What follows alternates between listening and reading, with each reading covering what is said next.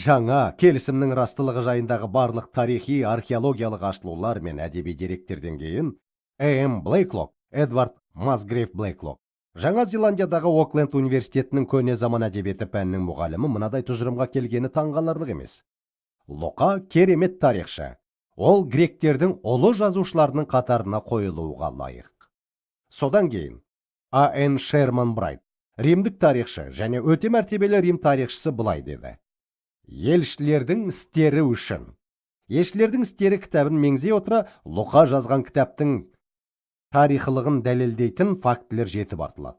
Бірнеше жыл бұрын дүние салған Ф.Ф. Брюс грек тіліндегі жазба мәтіннің мәртебесін жоғары бағаласа керек. Манчестерс университетіндегі доктор Ф.Ф. Брюс былай деген: археология жаңа келісімнің мәтінін растағанын толық негізбен айта аламыз.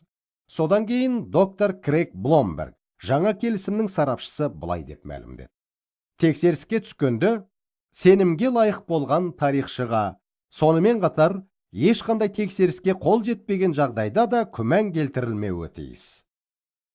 Соңғы бірнеше үзінділерде мен әрбір жұмыс саласын, әрбір оқиғаларды жеке-жеке орын алған әрбір фактіні зерттеп шықтым.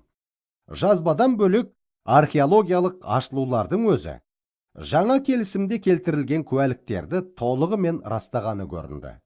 Мен де осы ғалымдармен біріге отырып, Луканың теңдесі жоқ тарихшы екендігін айталам. Мен мынадай тұжырымға келдім: егер мен Лукаға оның жазбадағы қатесіздігіне сенім арта алмасам, онда мен қай кезде болмасын оқыған немесе зерттеген еңбектердің ішінен сенім артуға тұрарлығын таба алмас ем. Киелі кітап шынайы, және ол киелі кітапта келтірілген куәліктерді растайтын, киелі кітапқа қатысы жоқ қосымша дерек көздерімен расталған.